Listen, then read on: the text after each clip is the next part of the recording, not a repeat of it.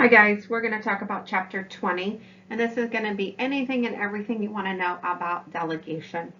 Delegation has been a function of registered nursing. The professional nurse or registered nurse role has changed in many settings, from one of direct care provider to one requiring the delegation of direct patient care to others. So let's just get started here. Delegation can simply be defined as getting the work done through others, or as directing the performance of one or more people to accomplish organizational goals. Giving someone else the authority to complete a task or action on your behalf. In delegation, the individual transfers or hands off to a competent individual the authority to perform a task or activity in a specific situation or setting. Delegation can help free up time to handle problems that are more complex or require a higher level of expertise. Delegation can also be used to stretch opportunities for subordinates. The mark of a great leader is when he or she can recognize the excellent performance of someone else and allow others to shine for their accomplishments. We also have to remember the 5 rights of delegation, and we're going to talk about those shortly. Delegation should be used for assigning routine tasks and tasks for which the manager does not have time. You could also fill in nurse does not have time. It is also appropriate as a tool for problem solving, changes in the manager's or nurse's own job emphasis, and building capabilities in our subordinates. So how can we delegate effectively and abide by those 5 rights of delegation, which I promise we are going to get to?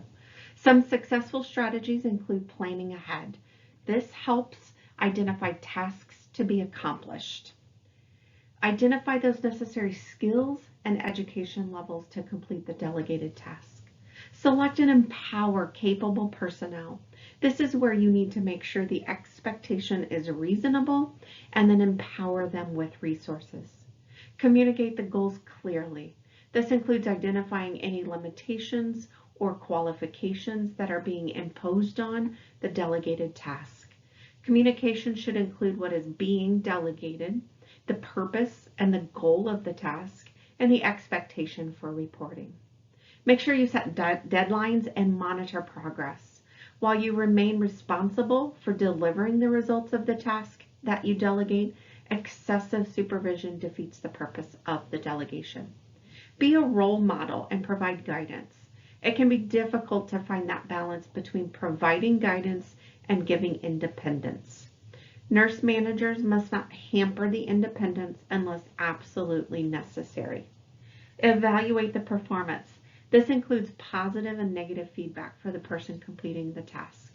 And then make sure you reward the accomplishment.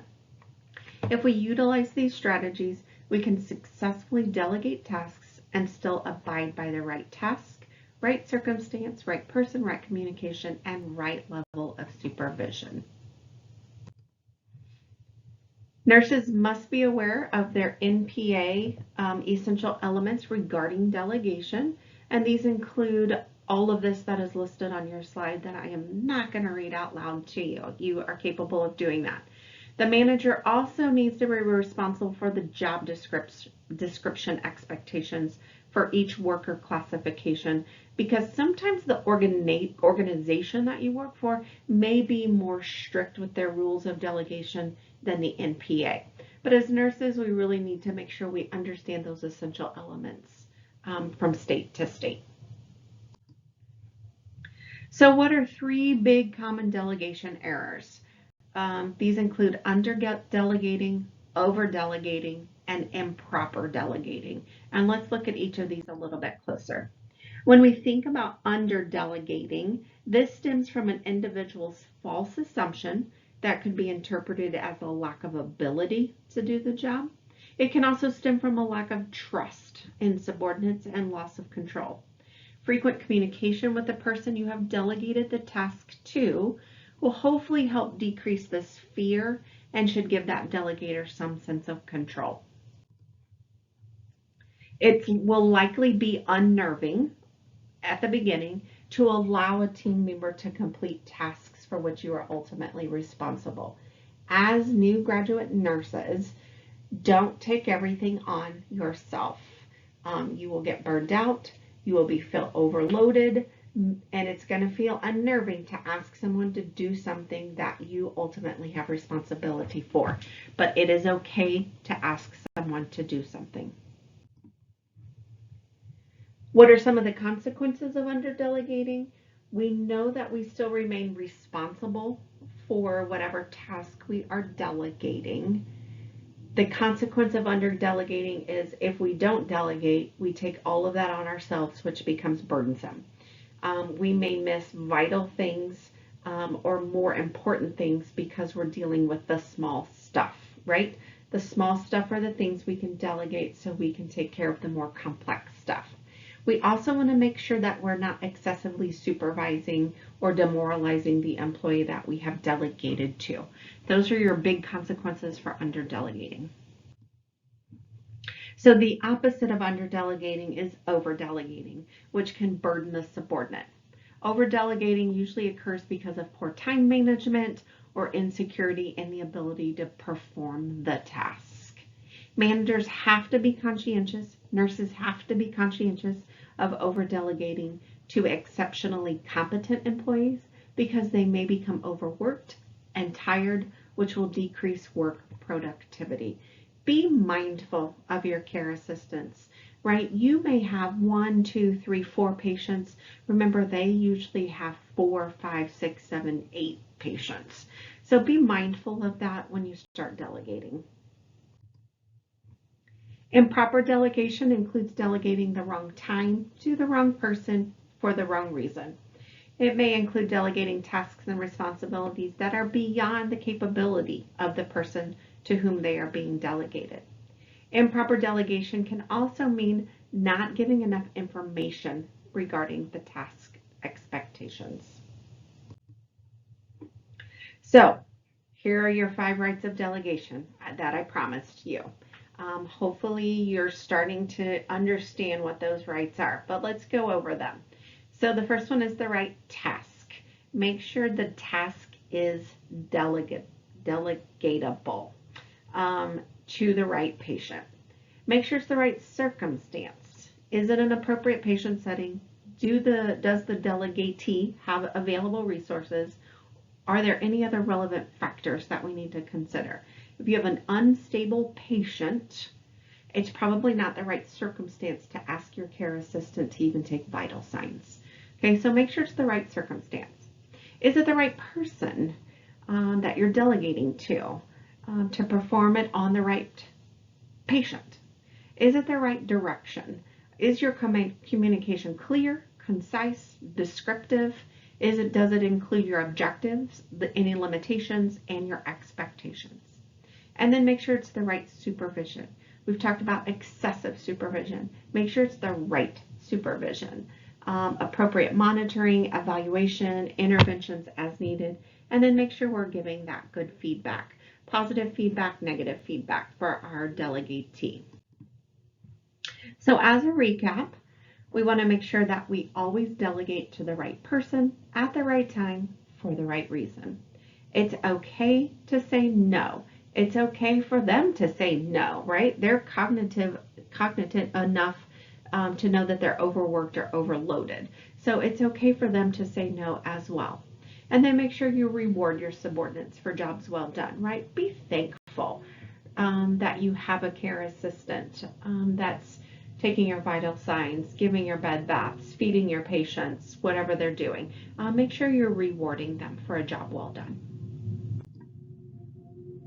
Clear communication is vital with delegation. The task must be clearly defined, including the anticipated end result, the time frame to complete the task, and the standards for completing the task. The nurse needs to delegate the objective, not the procedure.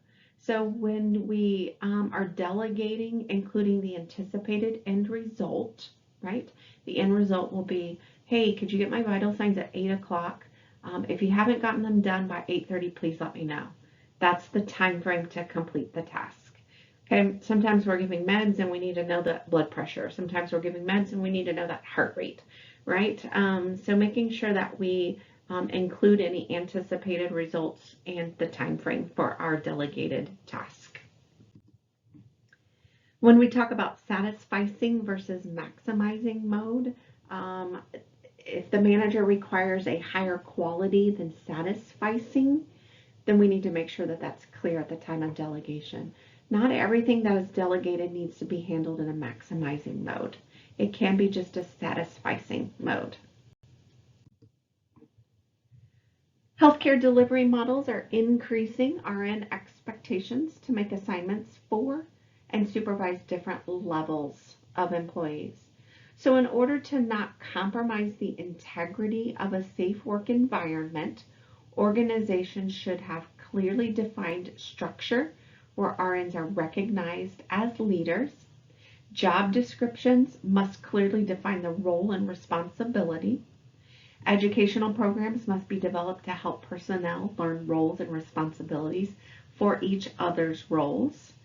And adequate programs must be developed to foster leadership and delegation. Although the Omnibus Budget Reconciliation Act of 1987 established regulations for the education and certification of certified nurses aides, or RCNAs, no federal or community standards have been established for training the more broadly defined nursing assistive personnel. So organizations need to assure that new nurses are supported in their early efforts to delegate and that these skills are not learned by trial and error. You may not know the difference in the responsibility for a CNA versus a UAP versus an NAP, right? There's lots of different titles out there, and we'll talk about some of those titles. So don't delegate by trial and error. Ask each of those individuals, hey, can you perform this task? RNs are trained well in the role of direct care provider, but they're not adequately prepared for the role of the delegator. So nurses must believe they can delegate without fearing they'll be perceived as lazy or incompetent. That's a whole different story. I think just making sure that you're adequately prepared and asking, do you have the ability, is this within your scope of practice to perform this task? In an effort to contain healthcare costs, some healthcare facilities have chosen to eliminate RN and LPNs and replace them with UAPs and NAPs. UAP, unlicensed assistive personnel, and NAPs, nursing assistive personnel. So some of the sample titles that you might hear: nurse extenders, care partners, nurse aides, orderlies, assistants, attendants, HCAs, technicians. Assuming the role of a delegator and supervisor for UAPs and NAPs increases the scope of liability for the RN. Although nurses are not automatically held liable for all acts of negligence on the part of those they supervise, they may be held liable if they were negligent in supervision of those employees at the time that the employee committed a negligent act. So that's why it's super important for them to understand the expectation and how to report.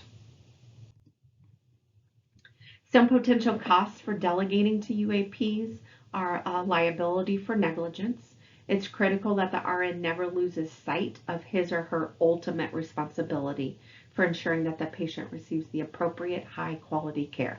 Just because you delegate it doesn't mean it no longer is your responsibility.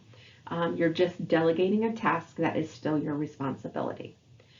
Issues for task delegation. That can include job description, knowledge base, demonstrated skills, making sure you're aware of the UAP's job description, knowledge base, and those abilities to perform those skills. Are you going to be aware of every job description? Absolutely not. Is it okay for you to say, I need this task done? Is this within your scope of practice? Absolutely yes. Another potential cost is just responsibility for patient outcomes. So some quick reminders before we dive into delegation criteria. In assigning tasks to NAP, the RN must be aware of the job description, knowledge base, and demonstration skills of each person, Also, I think be mindful when we're thinking about demonstrated skills. If you're asking your UAP, your NAP to perform a task they've never done before, make sure you know that they've done this skill before, and they've demonstrated it appropriately for you before you delegate that task. The UAP has no license. Remember, it's an unlicensed personnel to lose for exceeding scope of practice and nationally established standards to the state. So just making sure that you, again, it's just some reminders when you start delegating. So delegating tasks, the professional nursing organization and regulatory bodies are actively engaged in clarifying those scopes of practice so that RNs are aware of those delegating parameters. Assuming the role of a delegator and supervisor to the NAP just increases the scope of liability for the RN, right? You're still accountable. Just because you delegate doesn't mean it doesn't become your responsibility anymore. So this slide is just a reminder of each discipline role and their responsibility. So you can see the UAP role, what they can do, what their responsibilities are, what's the LPN role, and then what's our RN role.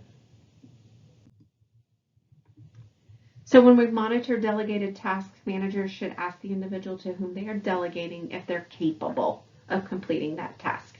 Nurses should ask the individual, are you capable of completing this task? If not, then you might need, if you want to delegate it in the future, then let them do it, just supervise it. Monitoring delegated tasks keeps the delegated task before the subordinate and the manager so that both share accountability for the completion.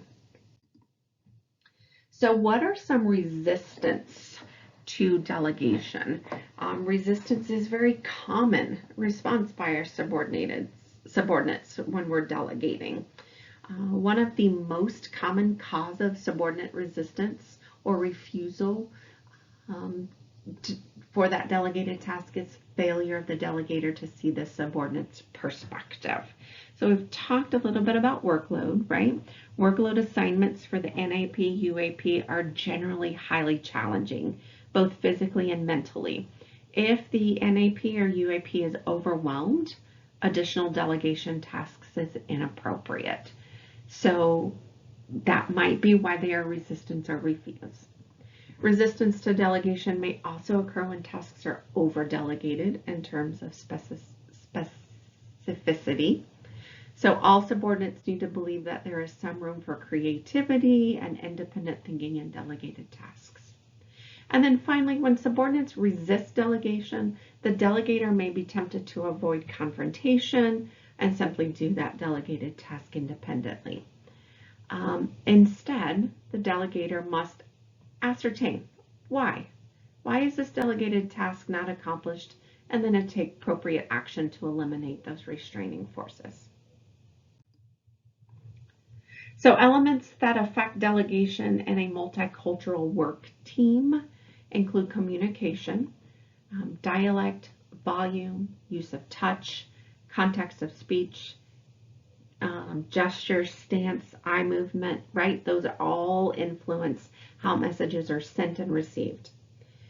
Another element is space. So this refers to the distance and intimacy techniques that are used when we're relating verbally or non-verbally to others. Social organization refers to the importance of a group or unit in providing social support in a person's life. Time. Cultural groups can be past, present, or future oriented. Past-oriented cultures are interested in preserving the past and maintaining traditions. Present-oriented cultures focus on the status quo, the daily operations. And future-oriented cultures focus on goals to be achieved and how more visionary in the approaches. And then the last one is environmental control, and that really refers to the person's perception of the control over his or her environment. Those with an internal locus of control are more likely to be creative and autonomous in decision making. There is a box in your, box 20.6 in your book that really sums up a lot of these cultural phenomenons that need to be considered when we are delegating. And that concludes chapter 20 on delegation. If you have any questions, you can shoot me an email or we can chat about it in class.